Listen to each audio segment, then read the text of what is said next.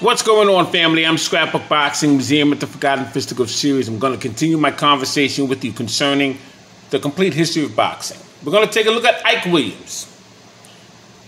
He was managed by Joe Woodman and Eddie Mead, as well as Frankie Palermo, Connie McCarthy.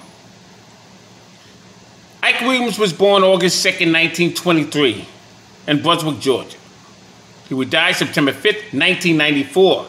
Stood 5 foot 9.5 inches and weighed 128 to 155 pounds. Now, I knew Ike Williams very well. Him I knew. And he told me many details in the era in which he came. Told me stories about the days of him being a little boy in Georgia and relocate to New Brunswick, and then Trenton, New Jersey. And Ike Williams was the truth. He would dress in two-piece suit, always sharp, always sharp. Had the shiny shoes, even when I met him. Even when I met him. If it was cold out, he had the overcoat, pocket square. And he was very sure of himself. To this day, I can't believe how he passed away in his apartment. Ike Williams was a part of the Philadelphia crime family, so I don't know if something went wrong. He testified before Congress. 1938, he would participate in the New Jersey Boxing Golden Gloves.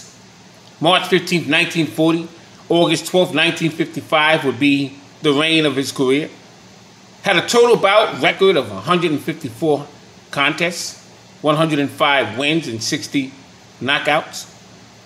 Had 8 bouts in 1940, 10 bouts in 1941, 11 bouts in 1942, 18 bouts in 1943, 19 bouts in 1944.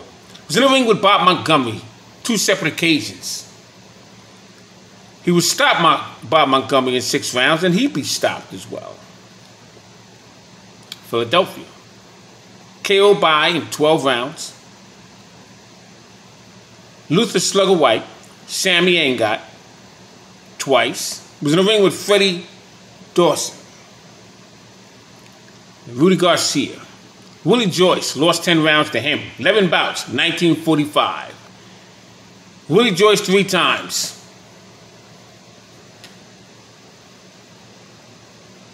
Incredible fighter was Ike Williams. He would lose to Willie Joyce. He would take on Juan Zarita. 1945, stopped him in 2 rounds in Mexico City for the NBA World Lightweight Championship title. They treated Ike Williams so bad that they would throw half-eaten sandwiches at him, and he couldn't get his title until he walked back to the locker room. He would actually run out of the ring. Reminded me of Marvin Hagler and Alan Mentor. 1981. Hagler would get the same treatment. But Ike Williams would be in the ring with Johnny Bratton. Johnny Bratton went 9 rounds in the ring with Ike Williams with a broken jaw. Johnny Bratton, an outstanding fighter from Chicago. Call him the Honey Boy. Ike Williams was in the ring with Charlie Smith and Cleo Shane, Enrique Bolanos 3 times, 10 bouts in 1947. He fought Gene Burton, Ralph Zanelli, and Tippy Larkin, Bob Montgomery, 6-round knockout. He would win a New York SAC version in 1947 to unify the division. He faced Tony Pallone, who walked with a limp, part of the Racketeers in his day. 10 bouts in 1948. He was in the ring with Freddie Dawson, Kid Gavilan, Rudy Cruz, Bo Jack and Enrique Bolanos, Jesse Flores. He faced Gil Turner and Joe Maselli 3 times, Johnny Bratton 3 times. He was KO'd in 14 rounds in New York when he would meet Jimmy Carter. Stopped him in 14 rounds. I'm going to share some stories with you about Ike Williams. Ike Williams was more than just a fighter. He was a community legend. So much so that they would build a gym in Trenton, New Jersey, named after him. My grandfather told me stories about Ike Williams. I'd like to share them with you. Ike Williams was something else. At that time, Ike Williams was beating everybody. Many of the names I just mentioned. But my grandfather told me about the night Ike Williams was going to face Jimmy Carter. That bout took place in 1951. Now you hear me say this all the time. You're going to hear this come from me. In 1940, there were 4 men, 5 total. 4 of these men would become world champions. Ike Williams, Ezzard Charles, Sugar Ray Robinson, Willie Pep. Now you had Jimmy Bivens, who would become the light heavyweight and heavyweight duration champion. Joe Louis was in the service. You had Cleo Shane, who Ike Williams would defeat.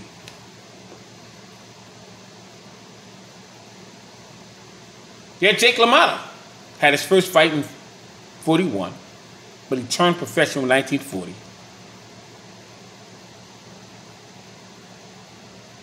Bo Jack, who had 1 or 2 bouts in 39, but he's a 1940s fighter. But the 4 men that I mentioned, Williams, Robinson, Pep, and Charles, would win titles, but they would all lose them in 1951. Willie Pep in 50 with Sandy Saddler. Saddler would defend it in 51. And these were the greatest fighters in boxing history and the greatest amateurs to turn professional in 1940. An investigation was made. Because there's no way in hell this is going to happen. Included in that 1940s fighter who would lose his title in 51 was Jake LaMotta. He testified. Ike Williams testified. They questioned Ray Robinson.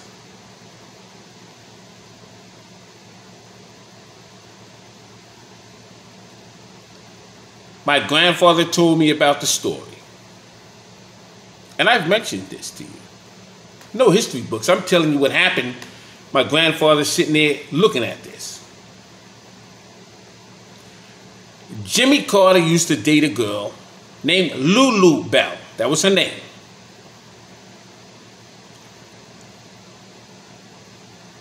And he used to come see her on 106th Street. Now, she lived on 102nd Street. My grandfather lived on 106th Street. And that's where everybody hung out. So, my grandfather was coming home from work one day. He used to be a union representative. This is after he played the numbers. Well, he was a numbers runner. Owned a shoe store on the corner. Cover up the numbers spot. But he was a union representative. And he would come home and he saw Jimmy Carter sitting on the stoop with Lulu Bell. And he told Jimmy Carter, I need you to come upstairs. I need to talk to you. Jimmy Carter didn't know what he wanted. My grandfather was respected on the block. So upstairs went Jimmy Carter. He knocked on the door. My grandfather opened the door. Sat him down. Asked him if he would like a glass of wine. Carter cleverly said, no, thank you. My grandfather knew then his money was secure. He got right to the point and said, I got to ask you a question. I understand you're going to fight Ike Williams. He said, yes, Mr. Archer. He said, no, you don't understand. I got a lot of money riding on this because Ike Williams was part of the Philadelphia crime family. You just didn't know how safe your money would be. There was an issue with Kit Gavilan and Ike Williams. A lot of money was lost. So Carter knew what that question meant. My grandfather sat there and waited for an answer. And he was the kind of person that would look you in the eye with no smile, but he had a grin on his face, and you knew he meant business. Speaking of my grandfather.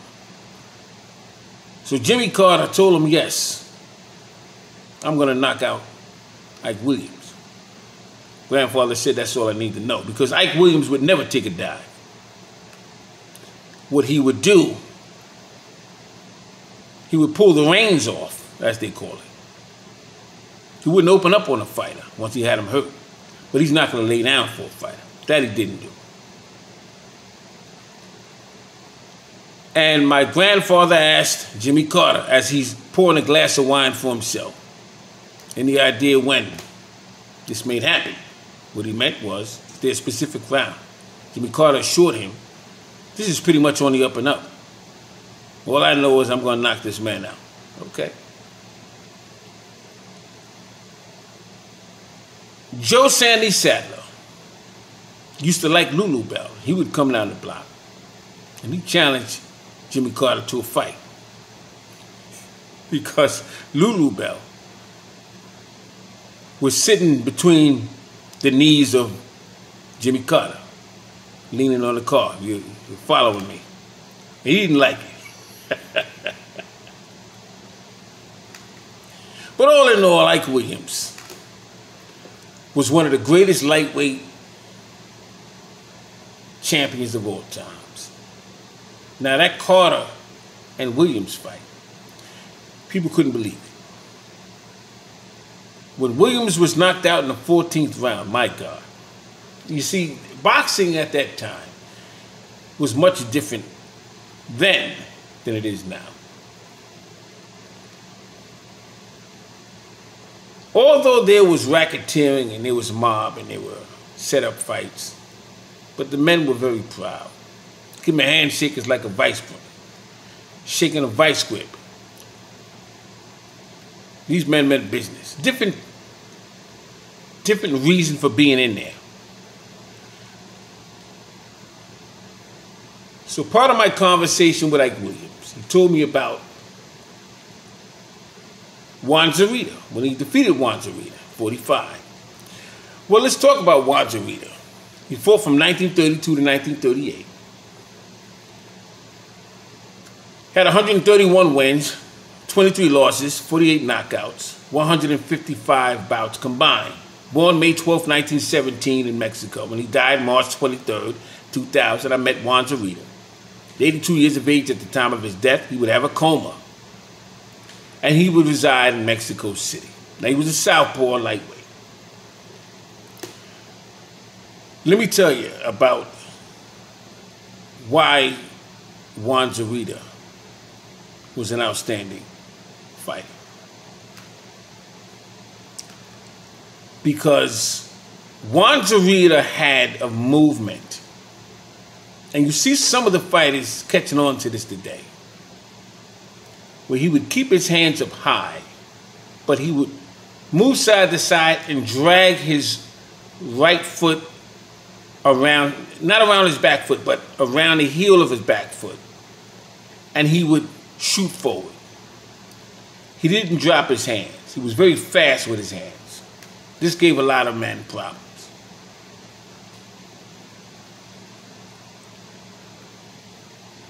And Juan Zorita, when he fought Ike Williams, April 18th, 1945, the Mexicans in Mexico City were behind, obviously, Juan Zorita.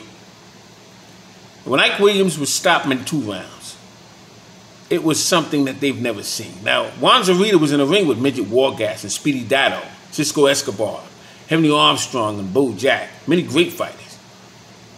And he was stopped by Bo Jack and some of them. But the way he was flattened by Ike Williams, and the fact that he lost the NBA lightweight championship strap was a thing to behold. Ike Williams was 21 years old. He had a record of 64 wins, 7 losses. He was 5'9", had a 68-inch reach. Juan Zarita was 27 years old. He was 5'5" and had a 66-inch reach with a record of 130 wins at that time, 22 losses.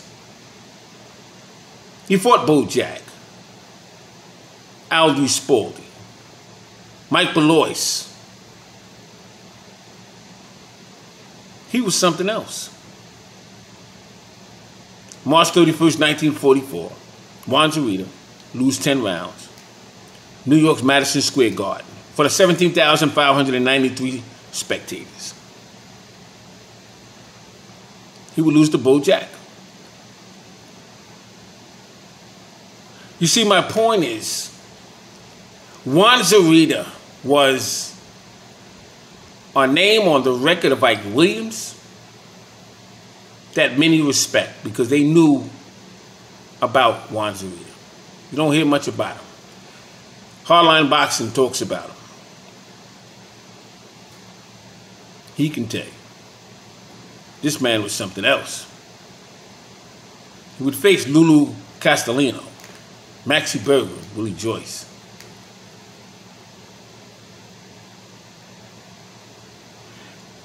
Willie Joyce had Ike Williams' number because Willie Joyce had a certain style about him. Armstrong would defeat Willie Joyce, but then Willie Joyce would defeat Armstrong. And when you looked at boxing at that time, it wasn't unusual to see fighters fight each other often. Some may win, some may lose, depending upon the day, depending upon the conversation. But when you got a real fight, 1948, with Bo Jack and Ike Williams. Now, my grandfather told me about that fight because he was there in the audience. And that's when I really learned about boxing. Learned about what to look for between two men. I understand this game. I can go into any local gym, watch two men shadow box. I understand exactly how to beat that man. I can watch them spar for half a round, and I can tell you what each man's problem is. Men fighting today, the Spencers and the I can tell you what their problems are. And I can only see them once.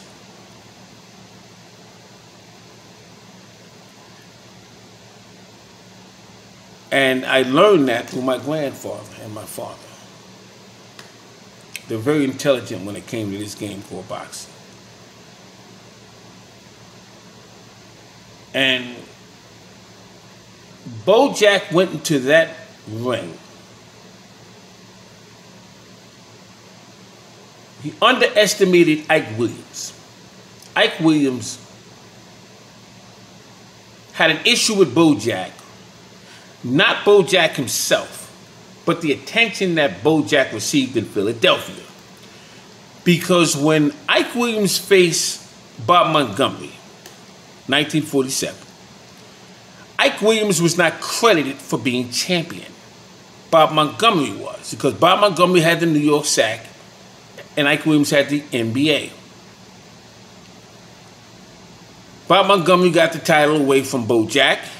Ike Williams got the title away from Juan Zarita.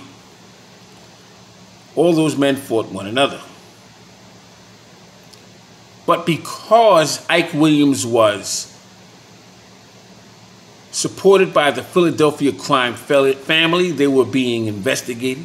And so the mayor of Philadelphia did not respect Ike Williams. Had nothing to do with Ike Williams himself. He was a product, quote unquote, of the Philadelphia crime family. Ike Williams didn't like the fact that he was not appreciated or respected in Philadelphia. So when he won the title in '45 from Juan Zarita, Bojack was in the dressing room.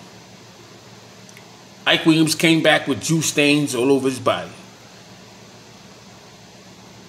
And Bojack immediately said, "We got to get it on, we got to get it on." That's what he said to Ike Williams, in the frame of mind that Ike Williams was in. And Bojack had Ike Williams' new belt in his hand. And he was shaking it around, said, "We got to get it on, we got to get it on." These stories you're not going to hear. And it turns out that they set up that fight in '48 in Philadelphia. It was supposed to be in Shibe Park. So Ike Williams was riled up because they were chanting Bojack's name when he came out of that locker room. Take it that Ike Williams was the champion. He was unified. He was recognized as the holder of the NBA and the New York SAC at that point. And so when that bell rang, Ike Williams knew he could beat Bojack just after moving around a few seconds. The problem Bojack had, and he said it in a documentary, he said it to me when I met Bojack. He said Ike Williams punched too hard. And the issue was he threw straight punches. And I showed a video with Ike Williams and Bojack. And I showed a video with Carlos Ortiz and Lynn Mathis. And I showed you the examples of when a man throws straight punches on you when you're on the ropes. Doesn't matter who the man is, if you understand what I'm talking about. Because what happens when a man gets on the ropes, only two things he's going to do. Again, doesn't matter who he is, who trains him. Because he's a person. His body will react without him doing it. There's certain areas in his body that you have to target in order for him to be uncooperative with what his body is doing to him. Doesn't matter who he is or what experience he has. He's done. His mind is done. Now his body takes over. You have to understand how to do that. It's all balance. And you have to target not at him or where you anticipate him to go based on what you're doing to him.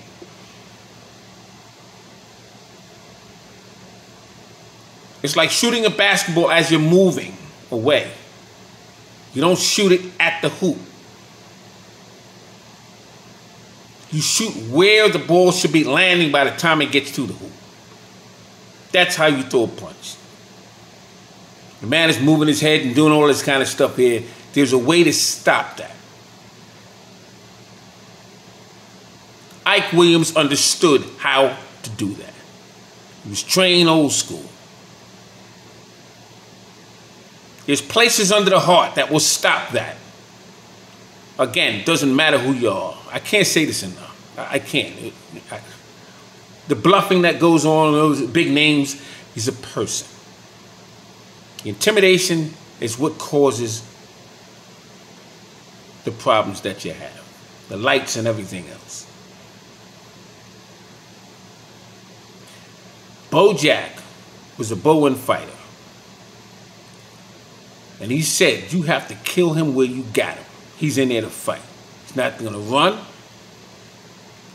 When Bojack was a young man, and I'm going to end this video shortly, and I told this story, and I'm sure you heard it dozens of times. He was a shoe shine. I call him the Georgia shoe shine boy. But he was a golf caddy for Bobby Joe. And he would shine shoes. Boys took his money, go in the house crying. Grandmother had a plate of food waiting for him. She sees a shed of tears flowing down the side of his face. Asked him what the problem is. He told her. And she put her hands on the hips and said, that's why you're crying? Yes. Told him to go back outside and get his money. And he was stuck in mud. He couldn't move because he had to make a decision if he was going to deal with Leroy, was the boy who actually took his money, or his grandmother. And he felt it was a lot safer staying in there with his grandmother and dealing with that consequences than dealing with Leroy. Grandmother told him to get a belt and in syllables, whipped him in syllables. No walker runs from no one. That was not a metaphor. Bo Jack's name was Sidney Walker. During the time of my grandfather and my father, your name, your last name, you didn't play with somebody's last name. A couple of things you didn't do. You didn't talk about somebody's mama. All these mama jokes, at that time, that didn't happen. You didn't call a boy a sissy. These are fighting words. And you didn't disrespect the man's last name. And once Bo Jack's grandmother got to touching him up, he went out there and beat Leroy half to death the following day. From that point, Bo Jack took it out on some of the greatest fighters in boxing history. So when he walked into the ring that evening with Bo Jack in 48, you had to kill Bo Jack. When he walked into the ring with Ike Williams in 48, I'll stand corrected. Bo Jack was the man that you had to kill. 45 unanswered, clean punches is what eventually stopped Bo Jack. And he didn't quit. Referee jumped in. Because that's the kind of man that Ike Williams was facing. But then again, that's the kind of man Bo Jack was facing with Ike Williams. The combinations that that man put together that evening, my God. Straight punches. Left, right, left, right, left, right. Bo Jack couldn't move. He would slide down the side of the ropes. Ike Williams was right there on there with him. He had 35,000 screaming spectators that evening.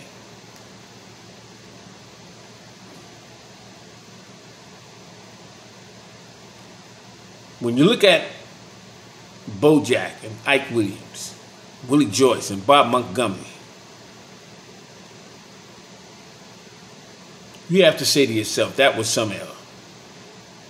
Bo Jack and Ike Williams would face each other 3 times, 48 and twice in 55, and they would both retire in Augusta, Georgia, Bo Jack's hometown. Ike Williams, what a hell of a fighter this man was. He was a remarkable, remarkable fighter. He told me stories that I would treasure for the rest of my life.